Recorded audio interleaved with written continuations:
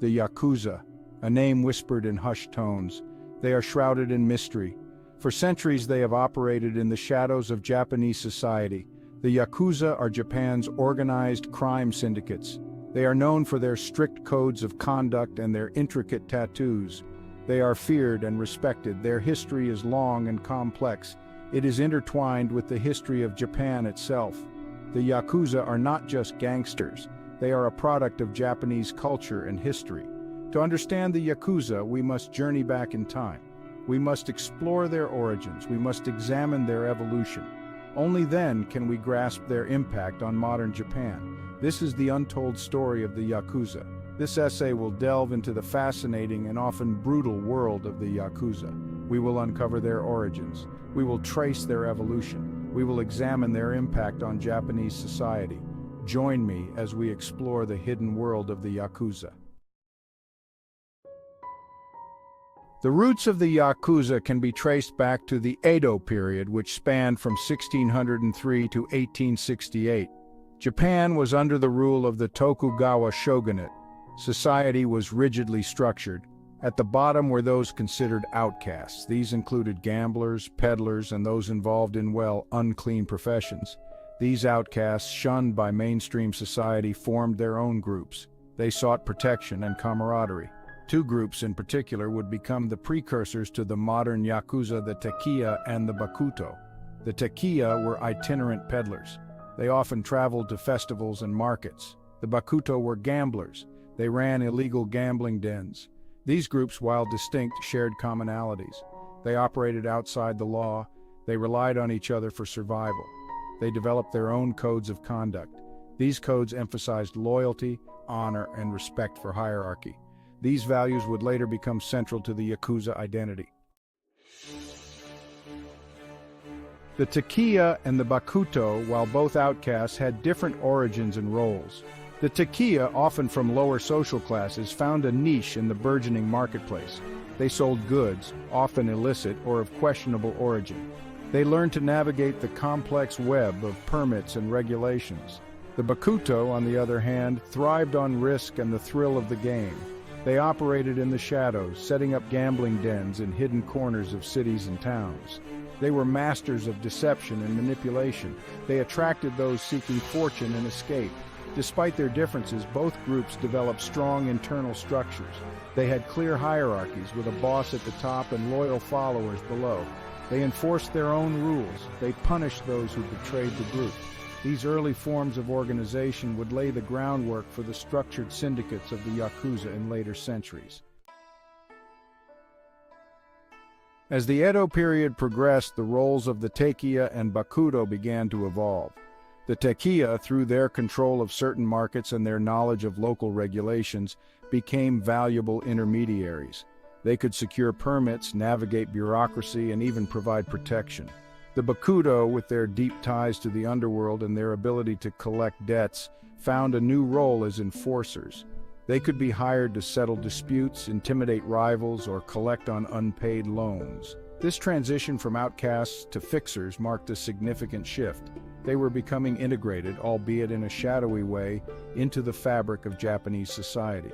This shift also saw the blurring of lines between the two groups. Teia, seeking protection for their businesses, might forge alliances with local Bakudo. Bakudo, looking to expand their influence, might use Teia networks to launder money or gather information. This intermingling would lay the foundation for the larger, more complex Yakuza organizations that would emerge in the centuries to come. Section 5. The Code of the Yakuza, Bushido, and Loyalty. Central to the Yakuza's identity is their strict code of conduct. This code, known as Jingi, emphasizes loyalty, honor, and obedience. It draws heavily from Bushido, the code of the samurai. Bushido stressed courage, self-sacrifice, and unwavering loyalty to one's master. For the Yakuza, Jingi is not just a set of rules, it is a way of life. It dictates how they interact with each other. It governs their relationships with outsiders. Loyalty to one's oyabun or boss is paramount. Disobedience or betrayal is met with swift and often brutal punishment. This code of conduct, while seemingly paradoxical given their criminal activities, has been crucial to the Yakuza's survival. It fosters a sense of brotherhood and solidarity. It ensures obedience and discipline. It allows them to operate with a level of trust and efficiency that would be impossible in a more loosely structured criminal organization. Section 6. The rise of modern Yakuza post-war Japan. The defeat of Japan in World War II marked a turning point for the Yakuza. The country lay in ruins. The social order was shattered. The American occupation forces, focused on rebuilding Japan, often turned a blind eye to the activities of organized crime. This chaotic environment provided fertile ground for the Yakuza to flourish. They stepped into the void left by the wartime government. They provided black market goods. They offered protection in a lawless environment. They exploited the booming post-war economy. The Yakuza also benefited from their connections to the political elite. During the Cold War, the U.S. government saw the Yakuza as a bulwark against communist influence in Japan. They often turned a blind eye to their criminal activities. This tacit approval allowed the Yakuza to amass wealth and power, solidifying their position in Japanese society. Section 7. Organized crime activities and influence. The modern Yakuza are involved in a wide range of criminal activities. These include drug trafficking, gambling, extortion, and loan sharking. They also have legitimate business interests. These range from construction and real estate to finance and entertainment. The Yakuza's influence extends deep into Japanese society. They have infiltrated businesses, politics, and even the entertainment industry. They use their power and wealth to corrupt officials, intimidate rivals, and silence critics. Their methods are often brutal and ruthless. They are not afraid to use violence to achieve their goals. They operate with a degree of impunity. This is due in part to their code of silence. It is also due to their connections to powerful figures in Japanese society. Section 8. The Yakuza in popular culture, a glamorized image. The Yakuza have long held a strange fascination in Japanese popular culture. They are often portrayed as romantic anti-heroes. They are seen as defenders of the weak and upholders of traditional values. This glamorized image is far from the reality of their brutal and often ruthless activities. Movies, television shows, and even manga comics often depict Yakuza members as honorable rogues. They are bound by their code of conduct. They are loyal to their friends and family. They are willing to fight for what they believe in. This romanticized image has been carefully cultivated by the Yakuza themselves. They use it to recruit new members. They use it to gain public sympathy. They use it to deflect attention from their criminal activities. Section 9. Crackdown and Decline. The modern Yakuza's fate. In recent decades, the Yakuza have faced increasing pressure from the Japanese government. Law enforcement has cracked down on their activities. New laws have been enacted to target their finances and operations. Public opinion has turned against them. The Yakuza have also been weakened by internal strife. Rival gangs have engaged in bloody turf wars. Younger members, less bound by tradition, have become increasingly difficult to control. The once feared organization is now a shadow of its former self. Despite these setbacks, the Yakuza are unlikely to disappear entirely. They have proven to be remarkably resilient and adaptable. They are deeply embedded in Japanese society. Their influence, though diminished, is still felt in many areas. Section 10. The future of the Yakuza, uncertain territory.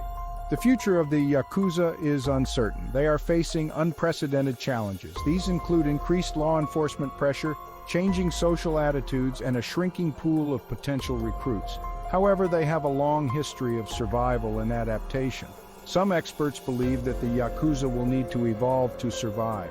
They may need to become more sophisticated in their operations. They may need to forge new alliances with other criminal organizations. They may even need to find new ways to legitimize their activities. Others believe that the Yakuza are in terminal decline.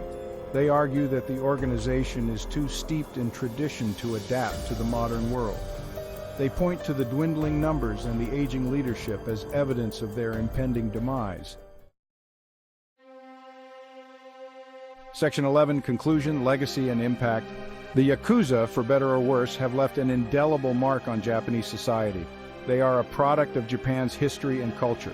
They reflect both the country's dark underbelly and its enduring fascination with honor and tradition. Their story is a complex and often contradictory one. They are criminals who claim to live by a strict code of conduct. They are ruthless gangsters who have been romanticized in popular culture. They are a fading force that still exerts a powerful influence on Japanese society. The Yakuza's story is far from over. Whether they will adapt and survive or fade into the annals of history remains to be seen. One thing is for sure, the Yakuza will continue to fascinate and horrify in equal measure for many years to come.